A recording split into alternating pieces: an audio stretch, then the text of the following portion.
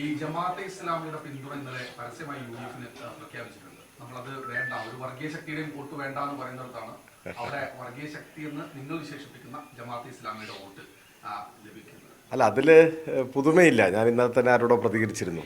അതൊരു പുതിയ കാര്യമല്ല. ഇപ്പോൾ കഴിഞ്ഞ നിയമസഭാ തെരഞ്ഞെടുപ്പിൽ കേരളത്തിലെ എല്ലാ മണ്ഡലങ്ങളിലും യു.ഡി.എഫിലെ ഒരു ഘടകകക്ഷിയെ പോലെ, ഒരു അപ്രഖ്യാപിത ഘടകകക്ഷിയെ പോലെ പ്രവർത്തിച്ചവരാണ് നിങ്ങൾ ഈ പറഞ്ഞ വിഭാഗം. അവരുടെ പിന്തുണ യു.ഡി.എഫിനായിരുന്നു.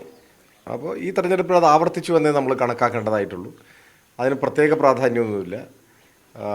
അത്തരം ശക്തികൾക്കെതിരെ വളരെ ഉറച്ചൊരു നിലപാട് ഞങ്ങൾ സ്വീകരിച്ചുകൊണ്ടിരിക്കുകയാണ്. അപ്പോൾ എന്തായിരുന്നാലും മറ്റൊരു സാധ്യത അവിടെ ഇല്ലല്ലോ.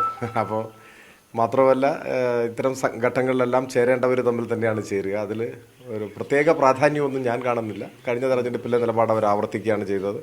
ആ നിലപാടിനെ കേരളം തള്ളിക്കളഞ്ഞതാണ്. അത് കഴിഞ്ഞ തെരഞ്ഞെടുപ്പിൽ നമുക്കൊക്കെ അനുഭവപ്പെട്ടതുമാണ്. അതിൽ പ്രത്യേകിച്ചൊന്നും ഒരു അഭിപ്രായം ഞാൻ പറയേണ്ട ആവശ്യമില്ല എന്നാണ് എനിക്ക് തോന്നുന്നത്. ഇവിടെ മത്സരിച്ച ആര്യാടൻ മുഹമ്മദ് ഏറെക്കാലം അദ്ദേഹം ഈ ജമാഅത്തെ ഇസ്ലാമിക്കെതിരെ മറ്റ് പല ആരോപണങ്ങളുണ്ടെങ്കിലും ജമാഅത്തെ ഇസ്ലാമിക്കെതിരെ കടുത്ത നിലപാടെടുക്കുകയും പരസ്യമായി അദ്ദേഹം മാത്രം പ്രസ്താവന നടത്തുകയും ഒക്കെ ചെയ്ത ഒരാളാണ്. അപ്പോൾ സ്വാഭാവികമായി ആ ഒരു നിലപാടിൽ നിന്നും കോൺഗ്രസ് വ്യതിചലിച്ചു എന്ന് വേണം മനസ്സിലാക്കാൻ. അത് നിങ്ങൾ പറഞ്ഞത് ശരിയാണ്. അദ്ദേഹം വളരെ ശക്തമായ ഒരു നിലപാട് ഈ കാര്യത്തിൽ സ്വീകരിച്ചിരുന്നു. അത് പൊതുവേ ഇവിടെ മറ്റുള്ളവരും, അദ്ദേഹം മാത്രമല്ല മറ്റ് പ്രധാന നേതാക്കന്മാരും ആ നിലപാട് തന്നെയാണ് സ്വീകരിച്ചിരുന്നത്.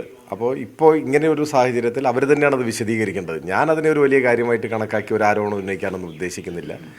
പക്ഷേ കോൺഗ്രസിനെ സംബന്ധിച്ച് വിശദീകരിക്കേണ്ടതായി വരും അവരുടെ പ്രവർത്തകരോട്, അവരുടെ അണികളോട്. അത് അവരുടെ തെരഞ്ഞെടുപ്പ് രംഗത്ത് അവർ അത് ചെയ്യേണ്ടി വരും എന്നാണ് എനിക്ക് തോന്നുന്നത്. എനിക്കതിൽ പ്രത്യേകിച്ച് അവരോട് ചോദ്യം ചോദിക്കാനോ വിശദീകരണമോ ആവശ്യപ്പെടാനോ ഒന്നുമില്ല. ഇതിൽ അപ്രതീക്ഷിതമായ ഒന്നുമില്ല താനും. പക്ഷേ ഇത്തരത്തിലുള്ള ഒരു നിലപാട് സ്വീകരിച്ചതുകൊണ്ട് അത് തെരഞ്ഞെടുപ്പിൽ ഏതെങ്കിലും തരത്തിൽ ഞങ്ങളെ ബാധിക്കുന്ന ഒരു പ്രശ്നമായിട്ട് ഞങ്ങൾ കണക്കാക്കുന്നില്ല. ജനങ്ങൾ മതനിരപേക്ഷ നിലപാടിനോടൊപ്പം നിൽക്കും എന്ന കാര്യത്തിൽ ഞങ്ങൾക്ക് ഉറപ്പാണ്.